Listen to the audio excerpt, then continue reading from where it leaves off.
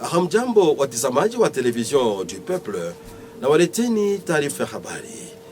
Mara moja habari kamili huko mjini Kinshasa, ambako waziri mkuu wa serikali ya taifa alieleza katika mkutano wa siku za nyuma wa serikali ya taifa eti shirika la mfuko wa fedha ya kimataifa FMI imetolea taifa la Kongo, yani serikali ya Kongo, kiwango cha fedha miliari 3 ya dola ya Marekani kwa shughuli mbalimbali ya kiuchumi. Shirika la mfuko wa fedha duniani FMI kwa ufupi inapangia Jamhuri ya Demokrasia ya Kongo kiwango cha fedha dola ya Marekani miliari 3 kwa kipindi cha miaka 3 ijayo kuanzia mwaka huu tunao. Ilijulishwa hivyo katika mkutano wa baraza la serikali mjini Kinshasa siku za nyuma na waziri mkuu wa serikali ya taifa Bibi Judith Suminwa Turuka. Ilikuwa wakati mkutano huo uliongozwa binafsi naye rais huri ya demokrasia ya Kongo. Kiwango cha kwanza cha fedha hizo kitatolewa hivi tu karibuni kulingana na program iliyotolewa na serikali ya Jamhuri ya Demokrasia ya Kongo. Na kiwango cha kwanza kitahusu zaidi sekta ya fedha, bajeti na sekta ya kiuchumi humu katika Jamhuri ya Demokrasia ya Kongo. Nacho ni kiwango cha dola Marekani milioni 247 kwa sehemu ya kwanza ya kiwango hicho. Kwa ajili hiyo, waziri mkuu wa serikali ya taifa alitia moyo kwa wanamemba wote wa serikali ya taifa kufuata juhudi walioifanya ili kufikia kutolewa hicho kiwango cha fedha na shirika la mfuko wa fedha duniani FMI. Naye upande wake, rais wa Jamhuri ya Demokrasia ya Kongo Felix Antoine Tshisekedi Chilombo alitoa shukrani yake kwa viongozi wa sekta mbalimbali katika mawizara hayo kufuata juhudi waliofanya ili kufikia kutolewa na FMI hicho kiwango cha fedha. Upande wake, waziri mkuu makamu aliyepia waziri wa taifa wa ulinzi, yeye yupo ziarani katika jimbo la Bakongo kwa ajili ya kwenda kutizama vilivyo shughuli ya kijeshi katika eneo hilo la taifa. Ni hii siku ya 4 tarehe 16 mwezi huu tunao wa kwanza, ndipo waziri mkuu makamu aliyepia waziri wa taifa wa ulinzi Bwana Guy Kabongo Mwanavita aliwasili katika jimbo la Kongo Central. Kituo cha kwanza kilikuwa hapo Mbazangungu, ambako waziri huyu wa taifa wa ulinzi wa taifa alipata nafasi ya kuchunguza vikosi vya askari jeshi ambavyo vinapatikana katika eneo hilo la Jamhuri ya Demokrasia ya Kongo. Na hiyo ni ziara mara 10 alifanya majimboni waziri huyo mkuu aliyepewa waziri wa taifa wa ulinzi Bwana Kabongo Mwanavita Guy. Hapo tu Mbazangungu, waziri huyo wa ulinzi wa taifa alifika kunako kampi itwayo Camp Ebeya ambako kunafanyika mafunzo ya askari jeshi. Mara hapo aliongoza mkutano na wakuu viongozi wa kijeshi hapo tu katika kampi hiyo ya kijeshi Ebeya, hivyo kwa lengo la kuelewa vilivyo matatizo yanayowakabili askari jeshi hao na pia kutafuta njia ya kutolea suluhisho matatizo yote aliyotolewa. Na mwisho hapo tu, kabla ya mwisho wa ziara yake, waziri huyo wa ulinzi wa taifa alikutana na mabibi wa askari jeshi wa hapo tu Mbazangungu, akiwatolea hiki na kile kwa kuwatia moyo kijamii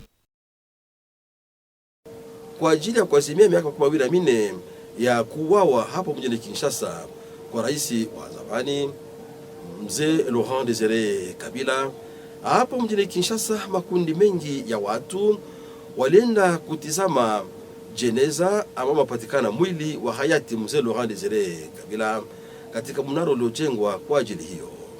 Tarehe 16 mwezi wa kwanza mwaka huu imetimia miaka 24 tangu alipouawa rais wa Jamhuri ya Demokrasia ya Kongo Laurent Desire Kabila katika ofisi yake hapo mjini Kinshasa. Kwa ajili hiyo, hapo mjini Kinshasa kuliandaliwa sherehe mbalimbali, ikiwa ni pamoja na umati mwingi wa raia wakiwemo viongozi wa tabaka mbalimbali na hao viongozi wa msingi na watu wengine. Maelfu na maelfu binafsi walimiminika kwa wingi kwenda kutizama mnara uliojengwa hapo mjini Kinshasa, mahali ambapo kuliwekwa jeneza ama sanduku ambapo mapatikana mwili wa hayati mzee Laurent Désiré Kabila aliyekuwa hapo rais wa Jamhuri ya Kidemokrasia ya Kongo. Kwanza wanamemba wa familia yake ya karibu, watoto wake, ndio walikuwa wa kwanza kuingia katika huo mnara wakiweka taji la maua. Kulikuwa pia wanamemba wengine mbalimbali wa upande wake hayati rais Laurent Désiré Kabila waliokuwa hapo kwa wingi kwa kutoa ushuhuda mwingi kufuatia mwelekeo wake wa kisiasa hayati mzee Laurent Désiré Kabila. Baada ya hapo kwenye mnara, watu walimiminika pia kwa wingi katika huko kwenye ofisi yake, huko ambako kulikuwa ofisi yake rais mzee Laurent Désiré Kabila, kunako jumba la taifa, mahali ambapo aliuawa kwa risasi iliyofyatuliwa na mlinzi wake wa karibu, mlinzi wa usalama wake wa karibu. Watu walitolewa maelezo mengi kuhusiana na ofisi ya kwake, mahali ambapo kupatikana pia vifaa mbalimbali kama vile mavazi zake za kiserikali na vifaa vingine vya ofisini mwake humo. Maelezo yalitolewa na huyo afisa mlinzi wa ofisi hiyo ya zamani yake hayati mzee Laurent Désiré Kabila, alikuwa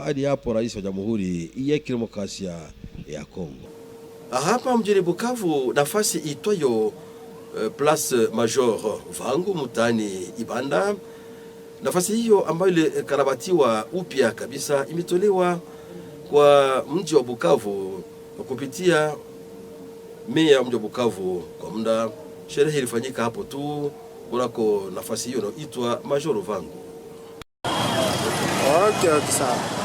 Makamu wa meya wa mji wa Bukavu na meya wa mji kwa muda Bwana Augustin Ruchogeza alipokea kiserikali Place Major Vangu iliyokarabatiwa hivi karibuni. Kazi ziligharamiwa kifedha na Fondation Caterpillar ya shirika World Rescue Institute iliyo na nia ya kuitekeleza miradi mbalimbali inayotarajiwa na rais wa Jamhuri ya Kidemokrasia ya Kongo Felix Antoine Tshisekedi Tshilombo. Kazi hizo ziliendeshwa na shirika Briquette Dikivu, mshirika wa ofisi ya meya wa Bukavu. Kwa upande wake, makamu wa meya wa mji wa Bukavu Bwana Augustin Ruchogeza, meya kwa muda, alifurahishwa na kazi hizo ambazo zinatekeleza na kuleta sura nzuri ya mji wa Bukavu. Kwanza kama sisi viongozi tunajikaza, tunaendelea kujikaza kuadibisha wakaaji waone kama hii ni nafasi ya lazima mvile ya Bukavu, sababu kuna place ya l'independance ndio fasi ya kwanza, hii ndio fasi ya pili mvile ya Bukavu. Tunapaswa ichunga vizuri zaidi. Tutaomba wale wakaaji ambao wako kando kando kuweza kulinda hii ouvrage kama vile wazazi wazuri, père de famille. Hii kitu sio tu sisi wakubwa wa vile ya Bukavu, lakini itafalia pia wageni wa kuja mahali mbalimbali waone kama mji wa Bukavu ngali mji kabisa ambayo inaonyesha sura yake ya zamani. Wakaaji waliokuwa hapo walifurahishwa pia na kazi yenyewe, walisema kwamba wataendelea kuchunga place hiyo. Kuhusu kazi atoka ni kazi yenyewe nafurahisha sana na ni kazi yenyewe napendeza sana mjini yetu. Lakini kwa saa hii tunashukuru kwa kuangalia, kwa maana ni patrimoine yetu heshima yetu ya essence. Tunapaswa tuichunge, tuipiganishie na waendelee kuisafisha, na wakati tunaweza pata problemi kidogo ya mwenye aliharibisha, tukibaita bakuwe tayari kwa kutusaidia. Tubaki katika mtaa wa Ibanda hapa mjini Bukavu, tueleze kwamba katika eneo la Avenue Muhungu Ruzizi kuonekana nafasi moja uchafu mwingi ya lala kubwa ambayo imeota hapo kufuatia tabia mbaya ya wakazi wa kando kando wanaotupa uchafu ovyo na kuzuia hata watu kupita kwa mguu kufuatia uchafu huo ambao ni wingi sana. Mahali hapo panaonekana kuwepo uchafu mwingi, hata pia ya lala kubwa ambayo imeundwa na wakaaji wa kando kando ya hapo, zaidi wakaaji wa barabara ya kwenda upande wa soko ndogo ya Bilala na wengine wanaokaa kwa kuelekea upande wa kanisa la Mepaka, ni kwenye Avenue Muhungu Ruzizi mtaani Ibanda. Wakati hao wanageuza nafasi hiyo kuwa ya lala kubwa ambamo wanatupa uchafu wa kila aina. Katika hiyo yalala kubwa inayoundwa mahali hapo, kuonekana kuwepo takataka ya aina yote, gunia ama saki nyingi zinazotupwa hapo zikiwa na uchafu ndani, uchafu wa kutoka manyumbani, na hayo yote yanayotupwa mahali hapo yanafunga kabisa barabara, kiasi kwamba hata wasafiri wapita kwa mguu wanatatizwa kupita hapo kufuatia huo uchafu ambao unapatikana hapo kwa uwingi na unaotupwa na watu binafsi wa kando kando ya mahali hapo. Pamoja na hayo, kupatikana pia vikama vingi vya magari yenye kuzeeka, magari yanayochakaa, vyote vinatupwa mahali hapo, hali ambayo inapelekea pia kutatiza watu wanaopita kwa mguu hata pia kwa magari katika nafasi hiyo ya mtaa wa Ibanda.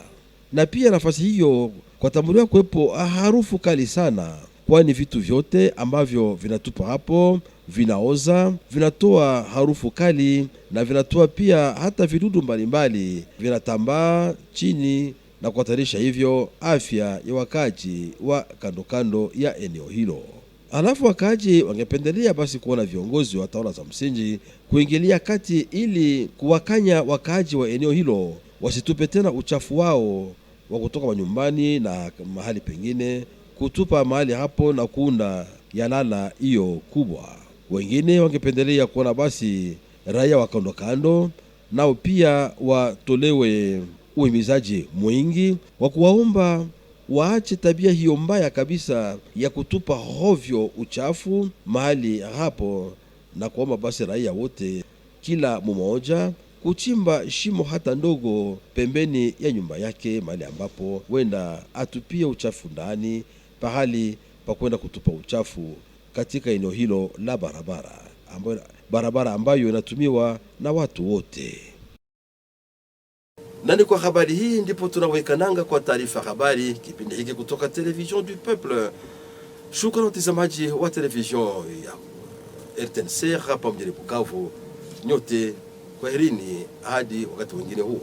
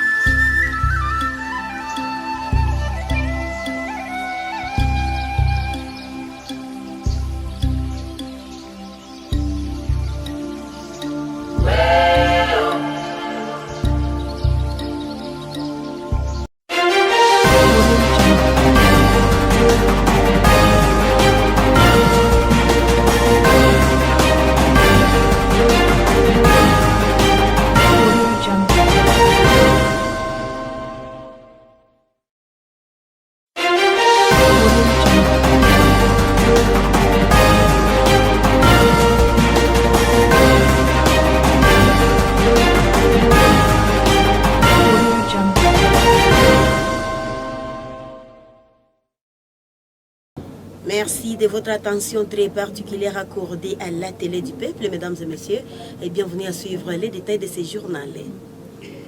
Commençons par vous dire que la première ministre Judith Suminwa Tuluka a annoncé au dernier conseil des ministres nationaux l'appui du FMI de 3 milliards de dollars américains au gouvernement de la République démocratique du Congo.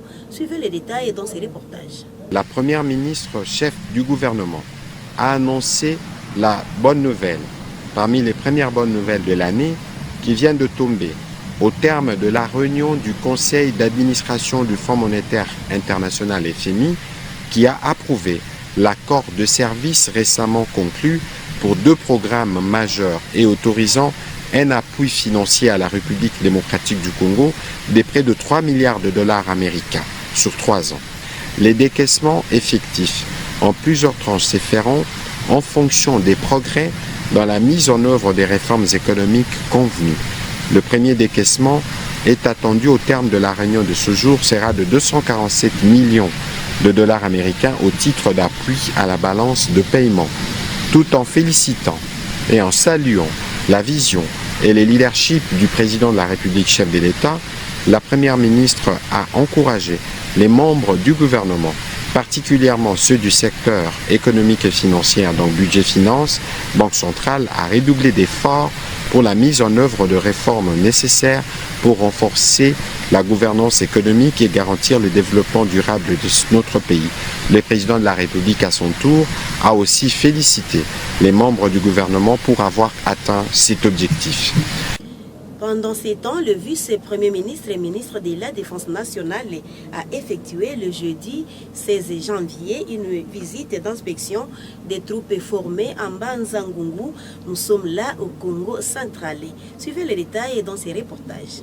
Ce 16 janvier, le Congo central, première zone de défense de la République démocratique du Congo, a reçu la visite du vice-premier ministre, ministre de la Défense nationale et des anciens combattants. Guy Kabombo Modianvita est en itinérance au Congo central, 10e province qu'il a visité dans le cadre de sa tournée, en vue de palper lui-même les réalités du terrain. Mbanzangungu, premier arrêt du cortège du patron de la Défense nationale, accompagné du chef d'état-major général adjoint en charge de renseignement et opérations, le lieutenant général Jacques Chaligonza, ainsi que le commandant de la 12e région militaire, première zone de défense. Au camp Ebeya, Guy Kabombo Modianvita a visité l'école de formation et d'application des troupes blindées où une séance de briefing a été organisée. Sa présence dans cette partie de la République va lui permettre de mieux appréhender les vécus des FARDC dans la première zone de défense, de mieux cerner les défis quotidiens de nos vaillants soldats et recueillir leurs préoccupations afin de proposer des solutions adaptées conformément à la vision du commandant suprême, chef de l'État Félix-Antoine Tshisekedi Tshilombo. En bon père de famille, Guy Kabombo Modianvita a échangé avec les épouses, les veuves et dépendants de militaires. Il leur a remis un lot important d'épargne et les a encouragés avec une enveloppe consistante. L'itinérance du vice-premier ministre, ministre de la Défense nationale et des anciens combattants au Congo central prévoit la visite des différents établissements et infrastructures de l'armée dans le Congo central. Disons aussi que le jeudi 16 janvier, la République démocratique du Congo s'est souvenue du 24e anniversaire de l'assassinat de M. Laurent Désiré Kabila. Les détails dans ces reportages. C'est une marée humaine devant le mémorial Musée Laurent Désiré Kabila dans la commune de Lagombe. Malgré quelques difficultés pour se frayer un chemin, la population de Kinshasa a tenu à marquer sa présence pour rendre hommage aux soldats du peuple Musée ce jeudi 16 janvier 2025, jour anniversaire de sa mort.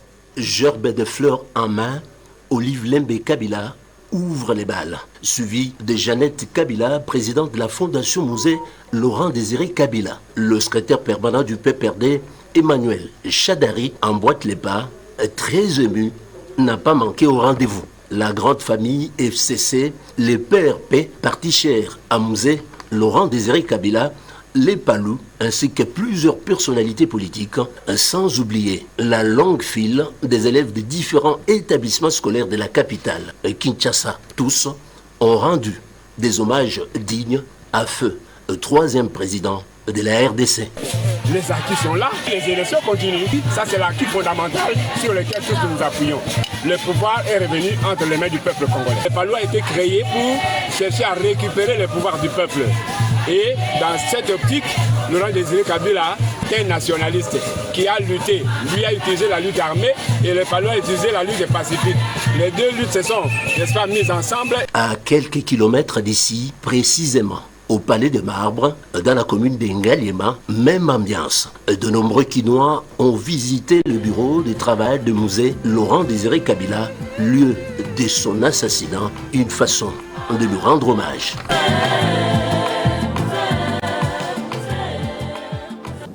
L'autre aspect de l'actualité, le maire adjoint et maire intérimaire de Bukavu, Augustin Rouchogeza, a réceptionné le mercredi 15 janvier le monument de la place Major Vangu, réhabilité par l'entreprise Caterpillar et dont les travaux ont été exécutés par Briquette du Kivu, partenaire de la mairie de Bukavu. Reportage Aris et Aradjab. Le maire intérimaire de Bukavu, le professeur Augustin Ruchogeza, a officiellement réceptionné la place Major Vangu, réhabilitée récemment. Ces travaux ont été financés par la Fondation Cartepilar de l'ONG World Resources Institute, qui a le souci de la modernisation du chef-lieu de la province du Sud Kivu, tel que prôné par le chef de l'État Félix-Antoine Tshisekedi Tshilombo. Cet ouvrage du monument Major Vangu, dont les travaux ont été exécutés par la Société de la Briquette du Kivu, partenaire de la mairie de Bukavu, reflète une belle image de la ville. En réceptionnant cet édifice public, le professeur Augustin Ruchogeza a vivement remercié l'ONG World Resources Institute de la Fondation Cartepilar et a demandé aux habitants de protéger cet ouvrage de la place Major Vangu. En fait, la mairie de Bukavu est heureuse de recevoir cette œuvre qui est vraiment un symbole emblématique de la ville. De la même manière que nous recevons la place de l'indépendance, nous recevons également la place Major Vangu. Et au même moment, nous recevons la place Major Vangu. Et donc pour nous, la mairie, nous devons capitaliser les efforts des uns et des autres pour que finalement cette œuvre constitue un lieu vraiment de visite, que ça soit un site touristique pour que les gens quand même qui arrivent à Bukavu ne puissent pas quitter Bukavu sans pour autant arriver à la place Major Vangu. La population de cette partie de la ville et les cadres de base ont remercié le maire pour son plaidoyer pour la réhabilitation du monument Major Vangu qui fait la fierté de la ville de Bukavu et qui permettra aux habitants d'utiliser cet espace touristique. Et pour terminer, insalubrité, on en parle toujours dans la ville de Bukavu en général et particulièrement sur l'avenue Muunguru-Zizi où un dépotoir public est visible à quelques mètres d'une église. De réveiller les détails dans ces images de Gustave Moussimbi. Suivez. La jonction des deux routes menant vers les petits marchés Bilala et celle menant vers l'église Mepak dans l'avenue Muunguru-Zizi est transformée en un dépotoir occasionnel par les habitants riverains de cette avenue. Cela a été constaté par un reporter de la RTNC ce vendredi du 7 janvier à son passage à ces coins de Bukavu. Ces dépotoirs contenant des sacs de déchets de toute nature obstruent complètement cette route. Même les piétons manquent où poser les pieds pour traverser à cet endroit. À cela s'ajoutent les épaves de véhicules entreposées à cet endroit, contribuant ainsi à la perturbation de la circulation des paisibles citoyens. La population interpelle les autorités urbaines à s'impliquer dans l'assainissement de cet endroit afin d'épargner les habitants de ces coins des maladies éventuelles car ces déchets dégagent une odeur nauséabonde. Mieux vaut prévenir que guérir, dit-on. Ainsi se referme cette édition du journal sur la télé du peuple. Merci de l'avoir suivi. Prenez bonne suite des programmes sur la RTNC. Au revoir.